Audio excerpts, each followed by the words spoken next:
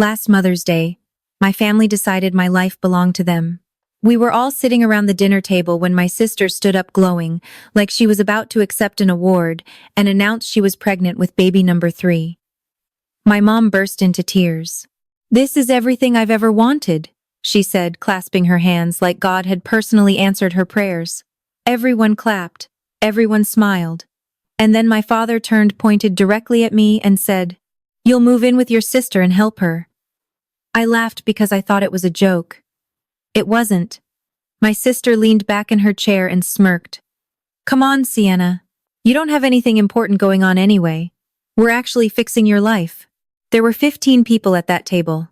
15. And not one of them looked shocked. Not one person defended me. Not one person even asked if I had a choice.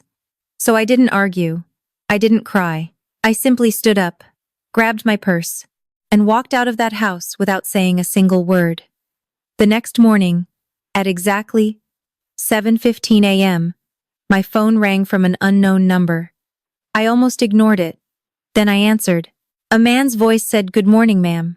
This is Officer Kowalski with the Fort Wayne Police Department." And that was the moment I realized Mother's Day dinner wasn't the worst thing my family had planned for me. Before I tell you what the officer said, take 1 second to like and subscribe. Now let me take you back to how my family decided my life was theirs to manage. I grew up in a 3-bedroom ranch house on the east side of Fort Wayne, Indiana. My dad, Gerald, was an electrician for 28 years before his knees gave out and he took early retirement. My mom, Donna, stayed home. She ran that house like a small government. Everyone had a role. Everyone had a job, and she decided what those were. My older sister, Meredith, fit the blueprint perfectly. Married at 26. First kid at 28, second at 31. She lives 10 minutes from my parents with her husband, Todd, and every Sunday she brings the grandkids over like clockwork. In my mother's eyes, Meredith is the finished product. Then there's me. I graduated with a degree in accounting, moved 25 minutes away into a 1-bedroom apartment, and started working remotely for a small auditing firm. I drive a 9-year-old Civic. I eat dinner alone most nights. And I'm 5 months into studying for my CPA exam, the thing that could change the entire trajectory of my career. But none of that registers with my family. Every holiday, same script. "So are you seeing anyone? Still working from home? Must be nice having all that free time." The questions come wrapped in smiles, but the message underneath is always the same. "You're behind." Meredith gets praised for giving my mother grandchildren. I get asked when I'm going to start living. And the thing my parents never let me forget, they helped pay for part of my college, $12,000, 8 years ago. My mother brings it up at least once a month, sometimes twice. "I gave you $12,000 so you could have a career," she'll say, scanning my apartment, like it personally offended her. "And this is what you're doing with it. $12,000, the price tag on my obedience." Mother's Day. I showed up at my parents' house at 4:00 sharp, carrying a bouquet of pink peonies and a lemon pound cake. I'd baked that morning. Spent 2 hours on it. Got the glaze just right. My mom took the flowers, glanced at them, and set them on the kitchen counter next to a stack of mail. "No, thank you." "No, these are lovely." Just a pivot toward the front door because Meredith's minivan had just pulled into the driveway. There she is. Donna called out, arms already open. Meredith walked in with Todd, and the kids, Sophie 6, and little Jack 3. My mother scooped Jack up like he was made of gold. "Look at you. You're getting so big." Then she turned to Meredith and cupped her face. "You look radiant, sweetheart. Radiant." I couldn't remember the last time my mother looked at me with that kind of warmth. At the table, I got the seat at the end, wedged between Jack's high chair and the wall. Gerald sat at the head. Meredith was next to Donna, right in the center of everything. Conversation flowed around me. Meredith talked about Sophie's preschool art show. Todd mentioned a buddy's fishing trip. Gerald asked Todd about the Pacers. Normal family stuff. Someone finally turned to me. "Gerald Midshew. You doing all right?" "Yeah, Dad. I'm good. Good." He went back to his potatoes. That was it. One question. 5 words. Then the spotlight swung back to Meredith. I should have been used to it by now. But sitting at that table, watching my mother laugh at something Meredith whispered in her ear. I felt the familiar tightness in my chest. Not jealousy, just the quiet ache of being peripheral in your own family. Then Meredith caught Todd's eye across the table, and they shared a look. Quick electric rehearsed. Something was coming. Meredith tapped her spoon against her water glass. The room went quiet. We have an announcement. She pressed her palm flat against her stomach and smiled. We're expecting. Baby number 312 weeks. My mother's hand flew to her mouth. Then she shot out of her chair and wrapped both arms around Meredith's neck so fast the glasses rattled. Oh my God. Oh my God, Meredith. She was crying. Actually crying. This is everything I wanted. Everything. Gerald leaned back in his chair, nodding slow the satisfied look of a man watching his retirement plan pay out. Todd sat beside Meredith's arm across her shoulders, grinning like a campaign poster. The kids didn't understand what was happening. Jack banged his spoon on the high chair tray. Sophie asked if she could have more bread. And then Gerald turned to me. You're moving in to help. He didn't ask. He didn't soften it. He said it the way you'd tell someone to pass the salt. A fact already decided. I stared at him. What Meredith leaned forward, still glowing. Todd's been swamped at work. I'll need help with the older two when the baby comes. She shrugged like it was obvious. You work from home. You have the time. I opened my mouth but she kept going. You have nothing going on anyway. We're fixing your life. She said it with a laugh like it was a joke, like everyone at the table wasn't nodding along. I looked at my mother. She was wiping her eyes, beaming at Meredith, barely registering that I existed. I looked at my father. He'd already moved on to cutting his steak. Nobody asked me, so I picked up my napkin, folded it, set it on the table. I stood up. I grabbed my purse from the back of the chair, and I walked toward the front door. Sienna, my mother's voice sharp. Sienna, I didn't turn around. I drove home with the radio off. No music, no podcast, just the hum of the engine and the sound of my own breathing, which I was trying very hard to keep steady.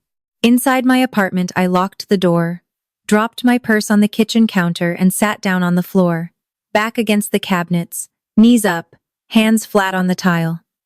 My phone started buzzing before I even got my shoes off. 14 texts from my mother. I scrolled through them in order and watched the pattern unfold. The same pattern every time. First, the plea. Sienna, come back, sweetie. We can talk about this. Then the guilt. You just ruined Mother's Day. I hope you're proud of yourself. Then the pivot to fake concern. I'm very worried about you. You walked out without saying a word. That's not normal. Please answer me. You're scaring me. 3 missed calls from Meredith. No voicemail. She doesn't leave voicemails. She just expects you to call back. 1 text from Todd. Hey, everything okay? I didn't answer any of them. I turned my phone off, brushed my teeth, and went to bed at 8:30 on Mother's Day, like someone who had just decided to stop participating. I slept hard, dreamless, the kind of sleep your body gives you when it knows tomorrow is going to be worse. At 7:15 the next morning, my phone rang. Unknown number. I almost let it go to voicemail, but something in my gut told me to pick up. Good morning, ma'am. This is Officer Dan Kowalski with the Fort Wayne Police Department. We received a call expressing concern about your well-being. Would you be willing to let me come by and check in with you? I sat on the edge of my bed, phone pressed to my ear, and felt something cold settle in my stomach. Yes, I said. Come by. Officer Kowalski was polite, mid-40s, calm eyes, clipboard in hand. He stood at my door in full uniform and spoke like someone who'd done this 100 times. Ma'am, we received a call from a family member stating that you left a gathering abruptly last night and may be experiencing a mental health crisis. They expressed concern that you could be a danger to yourself. I let him in. He looked around, dishes drying on the rack, laptop on the kitchen table, CPA study guide open next to a coffee mug, the apartment of someone who is functioning, not someone unraveling. Can I ask what happened last night? He said. My family announced a plan for my life without asking me. I disagreed, so I left. He wrote something on his clipboard. Then he looked up. That sounds like a reasonable response to me. We talked for about 10 minutes. He asked the standard questions. Was I sleeping, eating? Had I thought about hurting myself? I answered everyone clearly. No. No. Absolutely not. When he stood to leave, he paused at the door.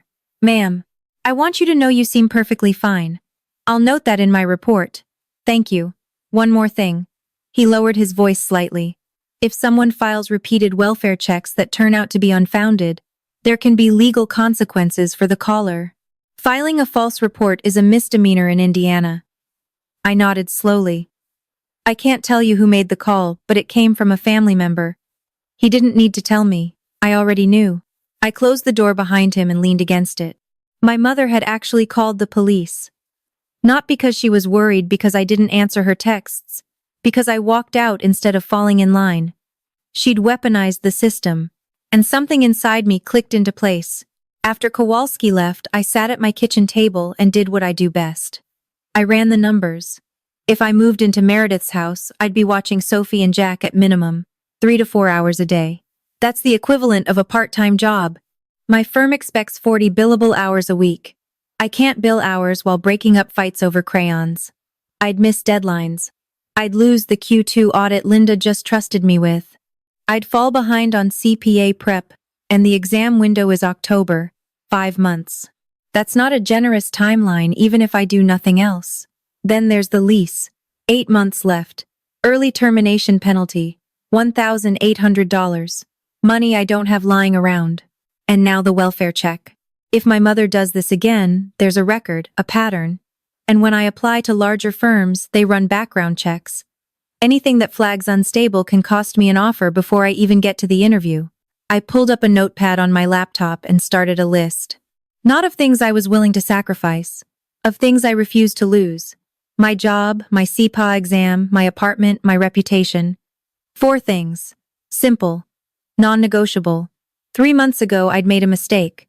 Meredith asked me to watch the kids for a week while Todd traveled for work. I said yes. I fell behind on a deliverable. Linda pulled me aside after. Sienna, this can't happen again. I went to bat for you on this project. I'd promised myself then, never again. And here was my family not asking me to help, telling me to give up everything I'd built so they could save on childcare. I closed the laptop, picked up my phone still off. I left it that way. I wasn't ready to talk to them yet, but I was done running the math on someone else's plan for my life. Monday morning, I turned my phone back on.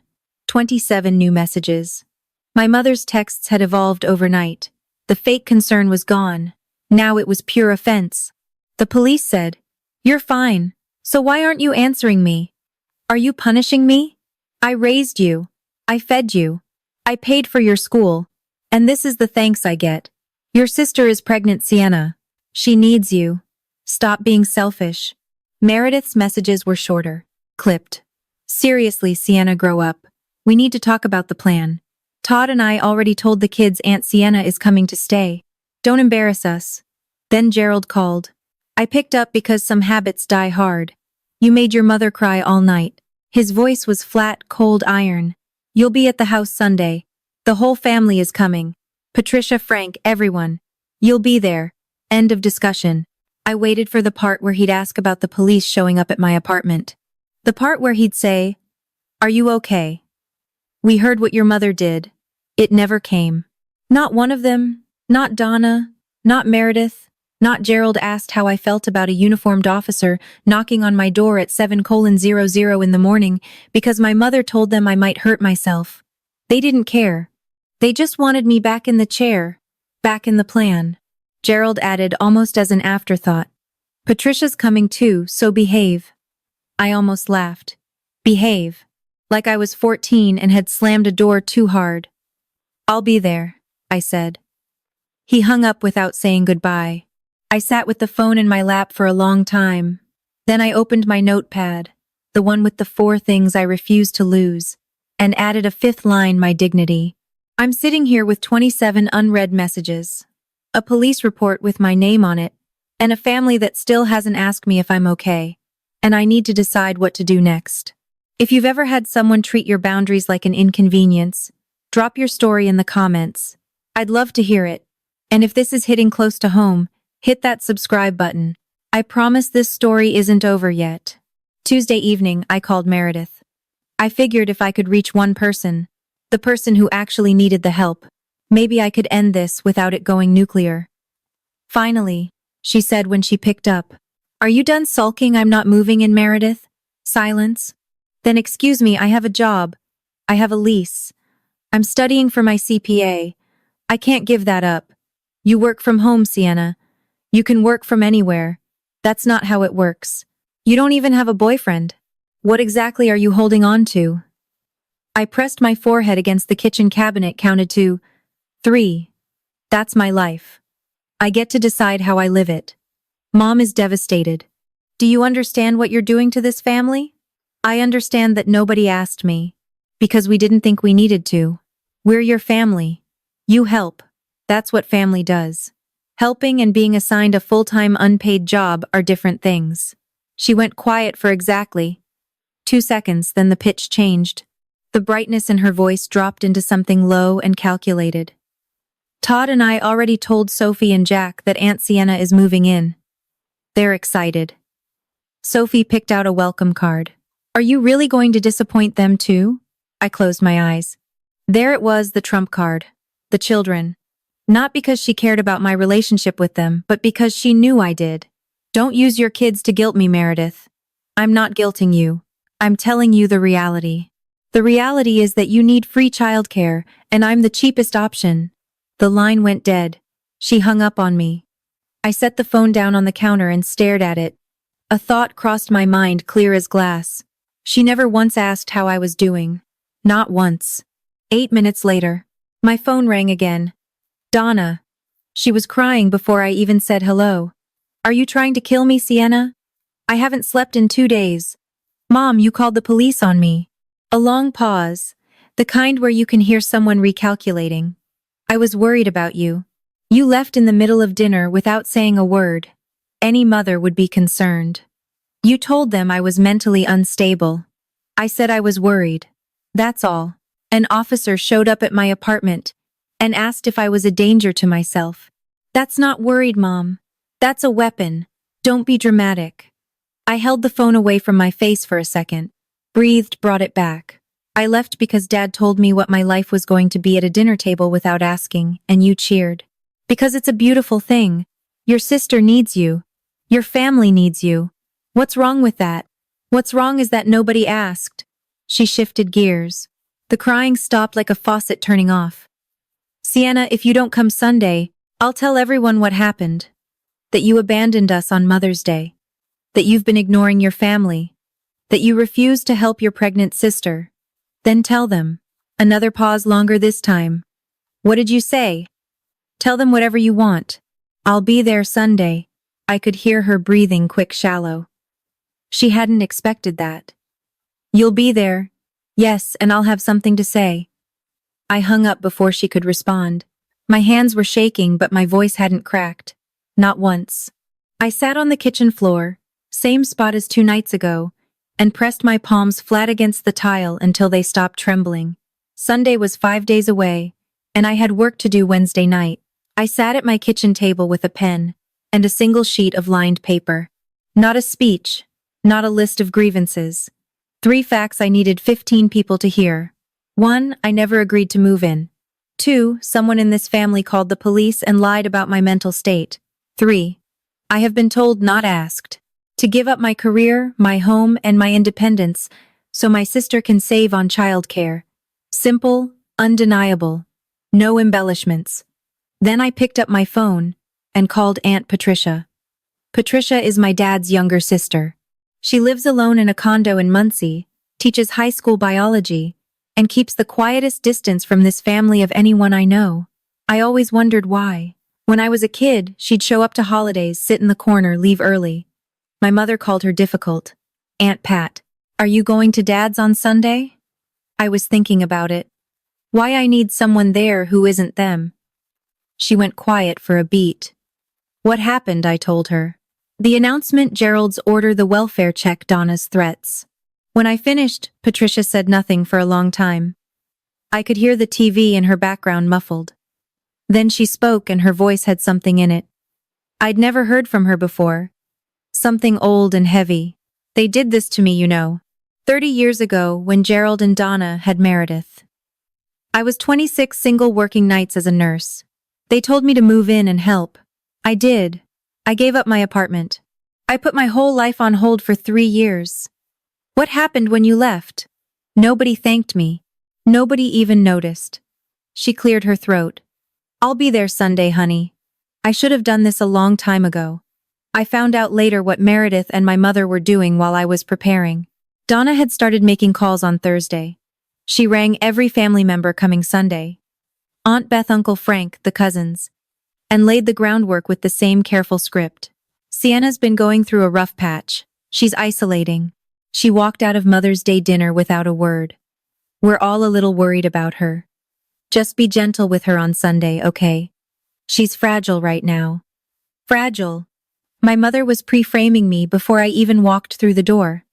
If I showed up calm, it meant I was putting on a brave face. If I showed emotion, it meant I was proving them right. She'd built a box I couldn't climb out of, or so she thought. Meredith went a different route. She texted a handful of relatives directly. The message was shorter, blunter. Just a heads up. Sienna has been really weird about my pregnancy. I think she's jealous. Can you guys please not bring up the baby stuff around her? I don't want any drama. She sent it to 5 people. One of them was my cousin Rachel. Rachel is 28, Patricia's daughter.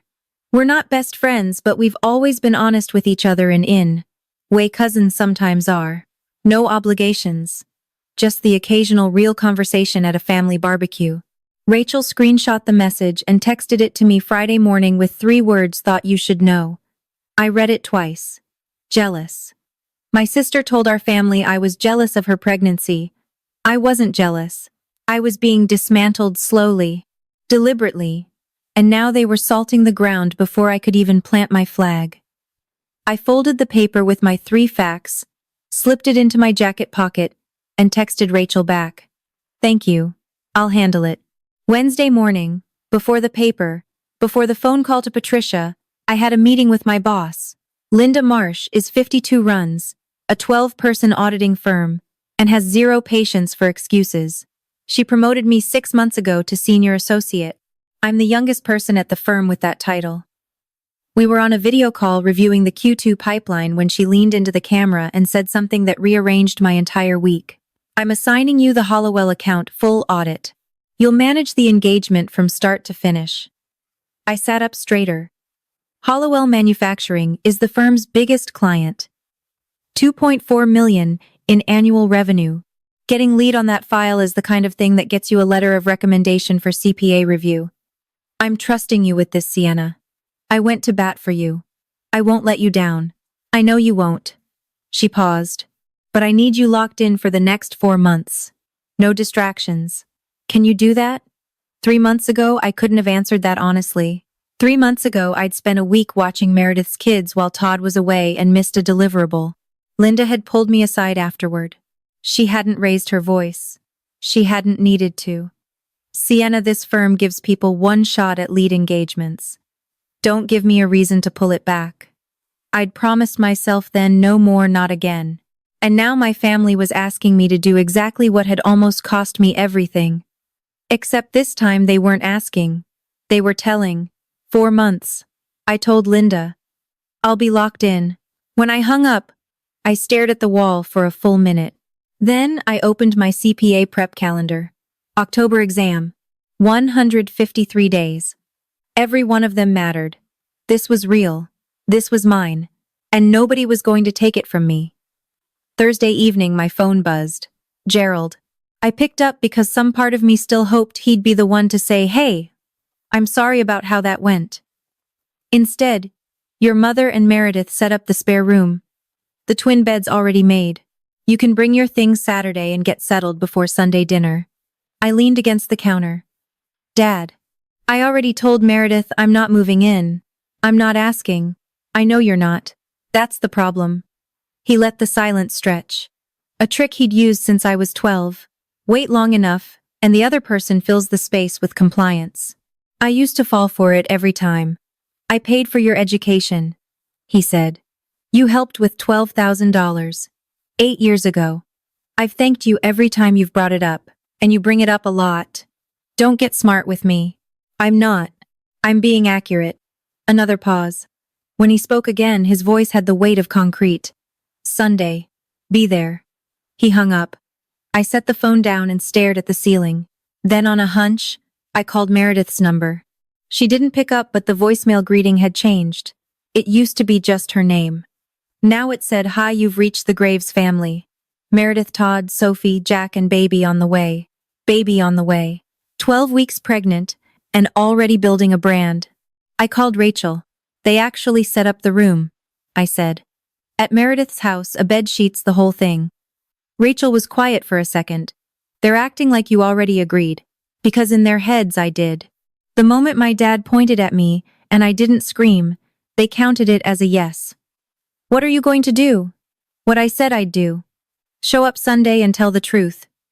Saturday night. The apartment was quiet. I'd cleaned everything. Not because I needed to, but because my hands needed something to do. I sat at the kitchen table with my CPA prep binder open but unread. The sheet of paper with 3 facts laid flat in front of me and my phone face down beside my elbow. Tomorrow I'd stand in front of my family, my parents, my sister, my uncle, my aunt, half a dozen relatives who probably already thought I was falling apart. And I'd say out loud the things I'd spent 30 years learning to swallow. I wasn't scared of them. I was scared of myself. I was scared that my mother would cry and I'd fold. That Gerald would look at me with that heavy silence, and I'd sit back down. That Meredith would say, "Think about the kids," and I'd cave. The way I caved 3 months ago. The way I'd caved a dozen times before that. I picked up my phone and scrolled back to the screenshot Rachel had sent. Meredith's text.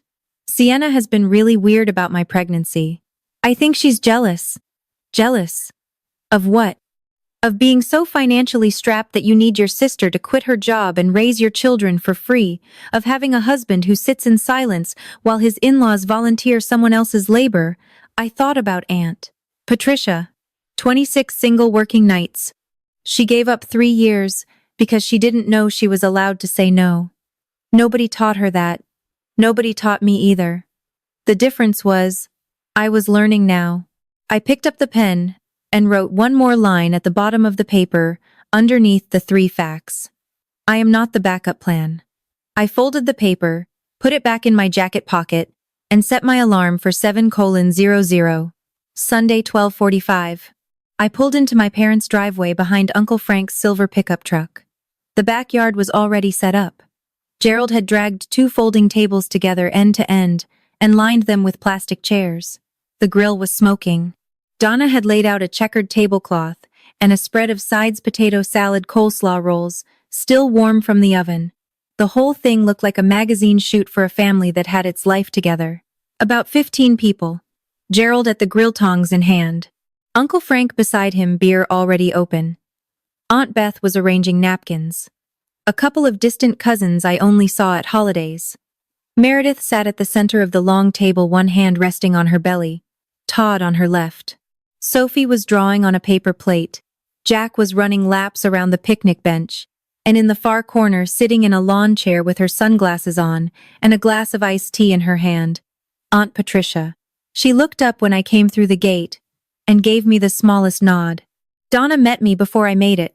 3 steps inside. There she is. She pulled me into a hug, tight, performative, angled, so the rest of the yard could see it. Her voice was bright and loud. "My baby girl, I've been so worried about you." Over her shoulder I saw Beth glance over. Frank looked up from his beer. Meredith didn't move. "I'm fine, Mom." "Of course you are. Of course you are." She held my face in her hands for just a second too long, like she was presenting evidence. I let her. I smiled. I sat down at the table. Everyone was looking at me the way you look at someone who's been through something. Soft eyes, careful smiles, the kind of attention that comes pre-packaged with pity. They'd already been briefed. The food came off, the grill plates were passed, small talk circulated, weather, the Colts draft picks, Beth's new garden beds. Normal, careful, like everyone was performing, relaxed. Then Donna stood up. "Before we eat, I just want to say a few words. She smoothed the front of her blouse and smiled at the table the way a pastor smiles at a congregation. This family is growing. Meredith and Todd are expecting their third. And we couldn't be happier. Polite applause. Beth said wonderful. Frank raised his beer. Then Donna turned the spotlight. And we're so blessed that Sienna has agreed to move in with Meredith and help with the kids once the baby arrives. She looked at me. Wide smile, camera ready. Isn't that right, sweetheart? Every head at the table rotated toward me. 15 sets of eyes. Someone at the far end clapped softly. I didn't speak. Donna's smile tightened at the edges. She waited 1 second. 2. Meredith filled the gap. She's just shy about it. We already set up the room. She laughed. The easy practice laugh of someone used to smoothing over cracks. Todd painted it last weekend. Gerald still standing by the grill. It's settled. The table seemed to accept this. A few people nodded. Someone said, "That's sweet of you, Sienna." Aunt Beth murmured to Frank, "She's such a good sister." I looked at Patricia. She was watching me from behind her sunglasses, iced tea untouched. I looked at my hands flat on the table. Still, Donna was still standing waiting for me to confirm her version of reality. The version where I was grateful, cooperative, and obedient. I let the silence hold for 3 more seconds. Then I looked at Meredith, at Donna, at Gerald, and back at the table. And I didn't smile. Meredith's patience cracked first. "Okay, Sienna, for real, what exactly are you holding on to?" She leaned forward, elbows on the table, voice pitched loud enough for the whole yard. "A 1-bedroom apartment. A job where you sit alone at a desk all day." A few relatives shifted in their chairs. Beth looked at Frank. Frank looked at his beard. Donna moved in from the other side, voice softer but sharper. "Honey, I'm saying this because I love you. You're living alone, no one around. I worry about you. I really do think you might be struggling." Struggling. She said it gently, like a diagnosis. Uncle Frank cleared his throat. "It wouldn't kill you to help out, kid. Family's family." I felt the weight of it, all of it pressing down on my shoulders like wet concrete. 15 people all expecting me to nod, agree, submit. Meredith looked vindicated. Donna looked motherly. Gerald stood at the grill, arms crossed, watching like a foreman supervising a project he'd already approved. Todd sat beside Meredith with his head slightly bowed, picking at the label on his water bottle. He hadn't said a word. Rachel, 3 seats to my left, had her jaw locked tight. Patricia removed her sunglasses and folded them on the table. "We're trying to give you something to do with your life," Meredith said. She said it like a gift. I looked at the table, at the potato salad and the paper plates and the plastic forks and all the people sitting around this perfectly staged backyard, acting like what was happening was normal. I reached down and felt the folded paper in my jacket pocket. 3 facts, 1 line. I pressed my palms flat on the table, pushed myself up, and stood. "Can I say something?" Donna smiled. "Of course, honey." She thought I was going to agree. I could see it in the way her shoulders relaxed, the way Meredith leaned back with that satisfied half grin. Gerald turned from the grill to watch, tongs still in hand. The whole table settled in expecting the final act of a script they'd already written. "I need everyone here to hear this," I said. "Not because I want attention, but because some of you have been told things about me that aren't true."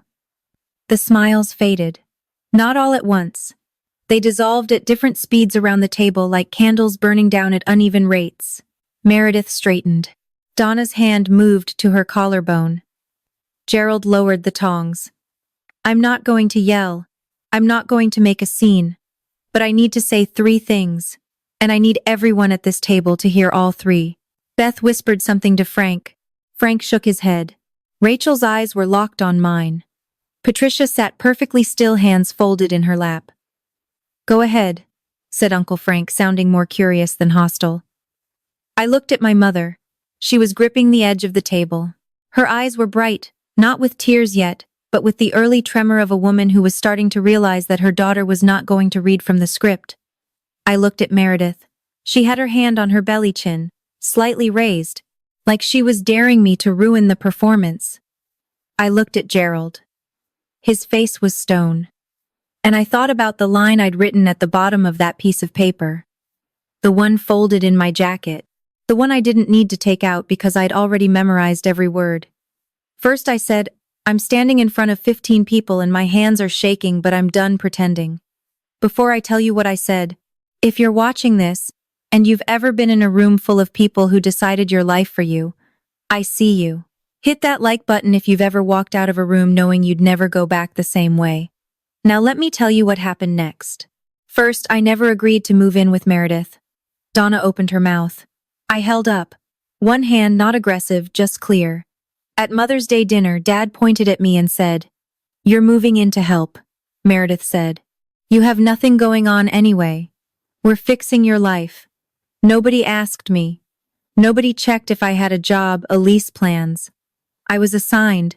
I paused, let the words sit. I nodded that night. Then I stood up and walked out. And I want to be very clear about something. Nodding and leaving is not agreement. It's restraint. The table was quiet, not the comfortable kind. The kind where people are recalculating. Frank was looking at Gerald now, eyebrows slightly raised.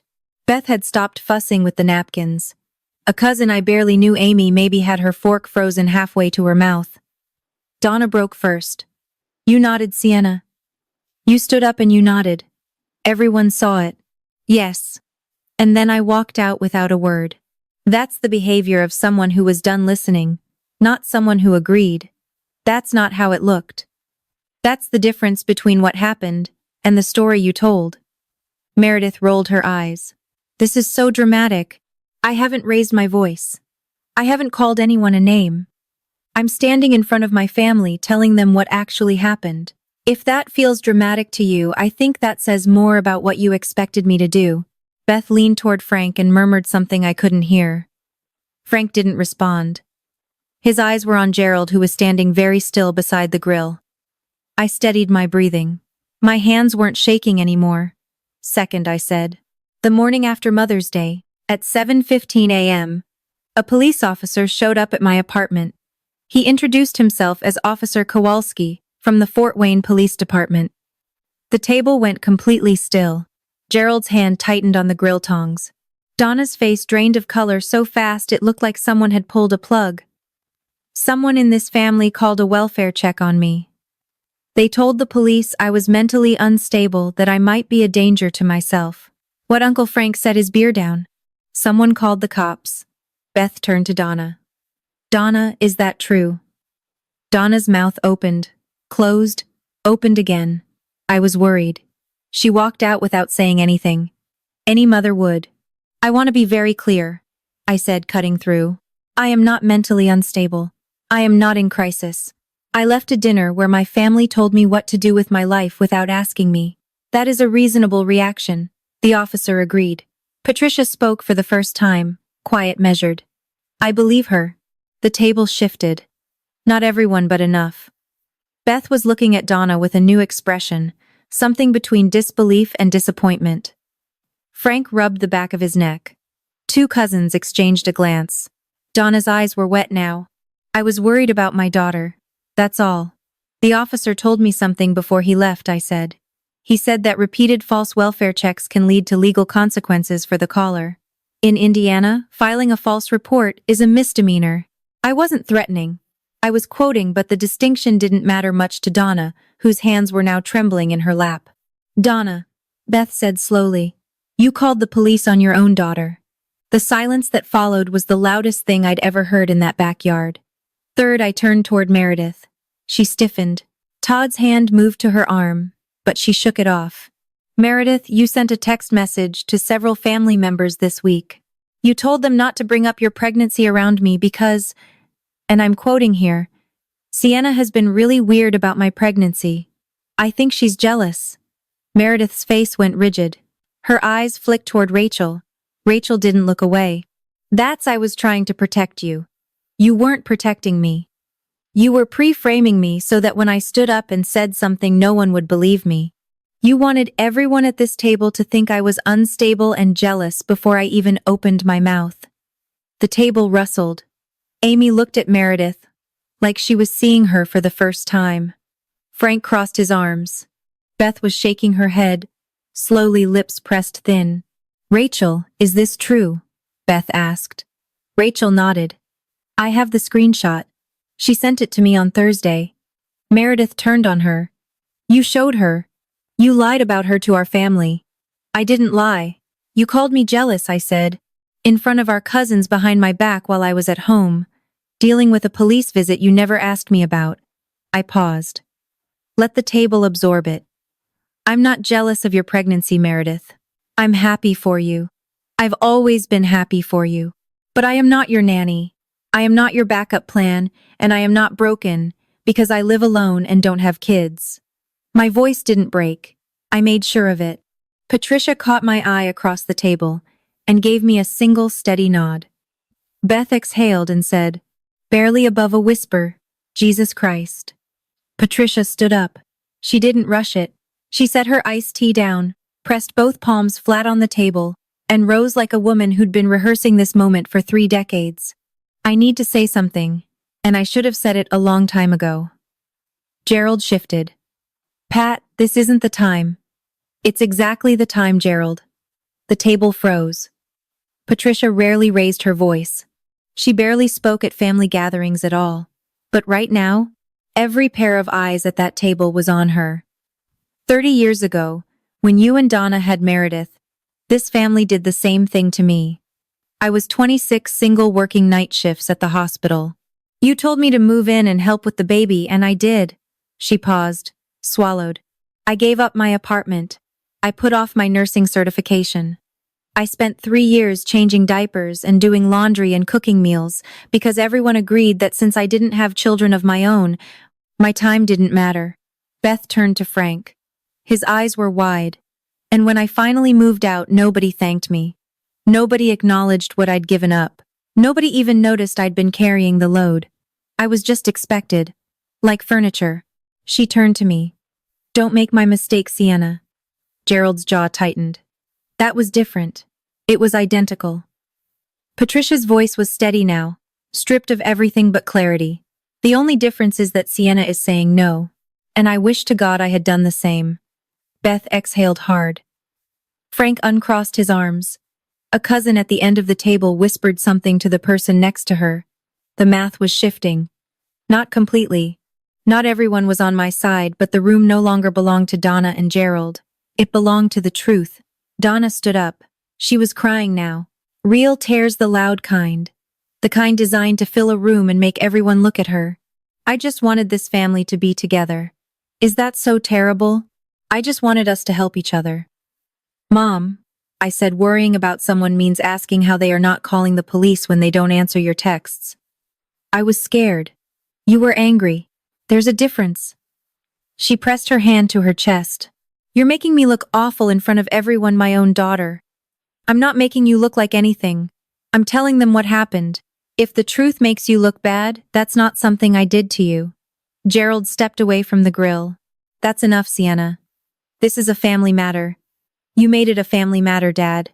You announced my living arrangements at a dinner table in front of everyone. You invited 15 people to a barbecue where Mom planned to publicly confirm a decision I never made. You don't get to call it private now. He opened his mouth, closed, it opened it again. Nothing came out. I'd never seen that before. Gerald Upton without a sentence ready. He looked at Donna. She was wiping her eyes with a napkin. He looked at Patricia. She stared back, unblinking. For the first time in my life, my father had nothing to say. Beth broke the silence. Gerald, did you know about the police? He hesitated. No, I didn't. Beth looked at Donna. Donna looked at the tablecloth. Donna, Beth said evenly, calling the police because your daughter left dinner is not what families do. Donna's crying turned into something quieter. Not the performance kind. The kind that comes when the audience stops buying it. I stayed standing. I wasn't done. Meredith broke next. She didn't cry. She did something worse. She dropped the mask. Fine. You want the truth. You want everyone at this table to hear the actual truth. She stood up, hands flat on the table, voice sharp enough to cut glass. Todd got his hours cut. Daycare for 3 kids is $3,900 a month. We can't afford it. That's why we need you. The number hung in the air. 3,900. A few people shifted in their seats. Frank let out a low whistle. And I'm sorry about that, I said. I genuinely am. But the answer to your financial problem is not to take my career away, so you can save on childcare. You work from home. You have free time. I work 40 hours a week. I'm studying for a professional certification. I manage audit accounts. I don't have free time. I have a life you've never bothered to understand. Todd, who had been silent this entire time, put his hand on Meredith's arm. She pulled away. Then he spoke. Quiet. Almost apologetic. She's right.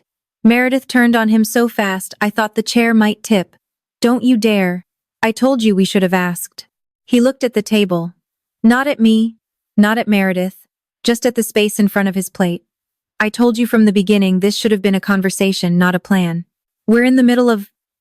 We made her feel like she had no choice. That's not okay. Meredith's mouth was open, but nothing came out. The woman who always had a response, always had a redirect, a spin. A sharper line was staring at her husband like he'd pulled the rug out from under the entire stage. The table was quiet again, but it was a different kind of quiet now. I waited until the whispers died down, then I spoke.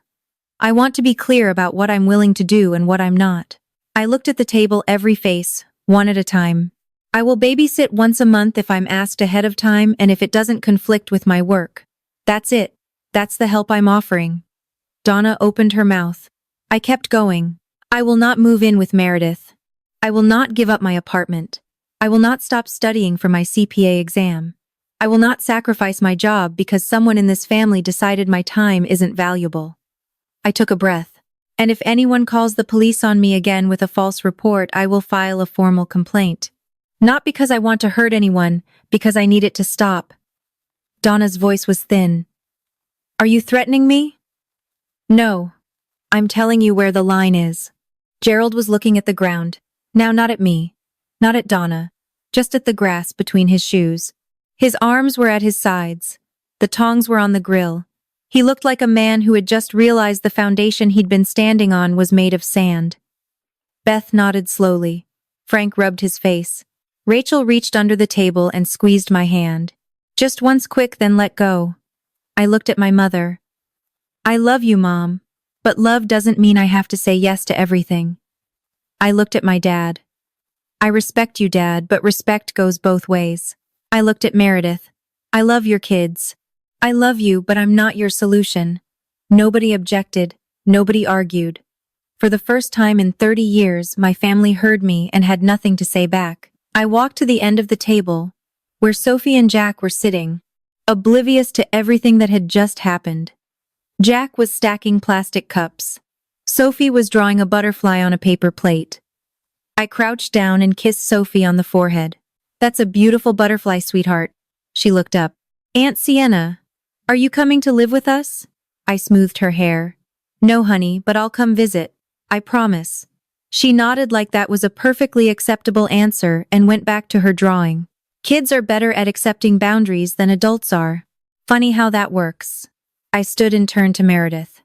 I love your kids and I love you, but I can't be what you need me to be right now. I hope you understand that someday. Meredith didn't respond. Her eyes were red, her jaw tight. Todd gave me a small nod. It wasn't much, but it was something. I turned to my parents.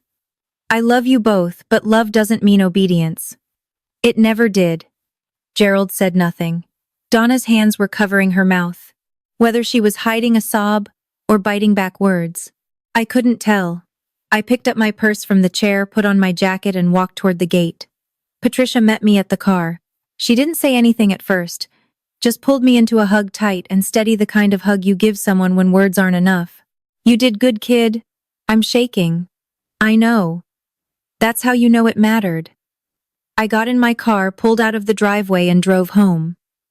I didn't cry. I rolled the windows down and let the warm air fill the car. And I drove with my hands steady on the wheel and the radio off. Just me. Just the road. Just the sound of someone finally choosing herself. The first week after Sunday was the quietest my phone had been in years. Donna didn't call. Gerald didn't call. Meredith blocked me on everything. Instagram, Facebook, even Venmo. Total digital exile. The kind of silence that's supposed to punish you, except it felt like the first real breath I'd taken in a month. Patricia called every evening. Quick check-ins. Never pushy. How was your day? Did you eat something real? I'm proud of you. Rachel texted almost daily. Links to articles about setting boundaries, memes about family drama, the occasional just checking in. She didn't need to do any of it. She did it anyway. Uncle Frank called on Thursday. His voice was careful, measured, like a man picking his way through a field he wasn't sure was safe. I want you to know I didn't know about the police thing. That wasn't right. Thank you. Uncle Frank. I'm not saying I agree with everything you said, but the police, that was wrong. Your mother shouldn't have done that. It wasn't a full endorsement, but it was something, a crack in the wall. At church the following Sunday, Donna ran into a woman from her book club. I heard there was some trouble at your family dinner, the woman said. Donna smiled tightly. Just a misunderstanding. But the word was out. Not because I'd spread it. I hadn't told a soul outside the family. The relatives who'd been there talked. Of course they did. That's what happens when you stage a public confrontation, and the other person shows up with the truth. Meanwhile, I sat at my kitchen table Monday morning, opened the Hollowell file, and got to work. The Q2 audit wasn't going to run itself. I submitted the preliminary engagement letter to Linda by Wednesday. On time. Ahead of schedule, actually. Meredith and Todd had to figure it out. That's the part nobody wants to hear. But it's the part that matters. When the free option walks away, you deal with the real cost. Todd picked up extra shifts. Not glamorous. He went from 32 hours to 44 at the distribution center. He asked his supervisor for the Saturday morning slot nobody wanted. He got it. Meredith applied for Indiana's Child Care Development Fund, the state subsidy program that covers part of daycare costs for families under a certain income threshold. With Todd's reduced hours, they qualified. It wasn't a windfall. It covered about 60% of the monthly cost. But 60% of $3,900 is a lot of breathing room. Donna, for the first time in years, started watching Sophie and Jack 2 afternoons a week, not because anyone asked her to, because she had to. The free labor she'd outsourced to me was now landing on her own calendar. She called Beth after the first week and said, I forgot how exhausting this is. Beth told me later I didn't laugh. I wanted to. Meredith still hadn't reached out to me, but she'd texted Rachel. I can't believe she did this to us. Rachel sent me the screenshot. I read it once, then put my phone away. I wasn't surprised. Meredith wasn't angry because I'd hurt her. She was angry because the system she'd built around her, the system where I was, the silent, available, unpaid solution, had stopped working. Todd, on the other hand, texted me directly. Short, honest. I'm sorry, Sienna. I should have spoken up earlier. We're figuring it out. I hope you know I meant what I said. I stared at the message for a while. Then I typed back. Thank you, Todd. I appreciate that. It was small, but it was real. 3 weeks later, Gerald called. I was sitting on my couch reviewing audit work papers when his name lit up the screen. I almost let it ring through, but something, not guilt, not obligation, maybe just a daughter's stubborn hope, made me pick up. Hey, Dad. Hey. He was quiet for a long time. I could hear the TV in the background, low, a baseball game. Your mother wants to call you. She doesn't know what to say. She could start with an apology. More silence. I listened to the crack of a bat through the phone. I know the police thing was wrong. I know she did that until you said it on Sunday. Okay. She shouldn't have done it. No, she shouldn't. Another pause. This one was different, heavier, like he was pushing something uphill that had been sitting in the same spot for 61 years. And what you said about me telling you to move in, about not asking. He cleared his throat. I've been thinking about that. And I'm used to deciding things for the house, for the family. That's how I've always done it. I know. Pat said some things to me this week about what happened to her. I didn't see it that way before. What way do you see it now? He exhaled long and slow. I see that I made you feel like you didn't have a choice, and that wasn't right. I sat with that for a moment. It wasn't an apology. He hadn't said I'm sorry. He'd said it wasn't right. Which is the closest a man like Gerald Upton gets to admitting fault. That's not an apology, Dad, but it's something. Yeah, he said quietly. I know. He hung up a few minutes later. No hug, no tears, just a thin wire stretched between us. Fragile but still holding. 1 month after Sunday.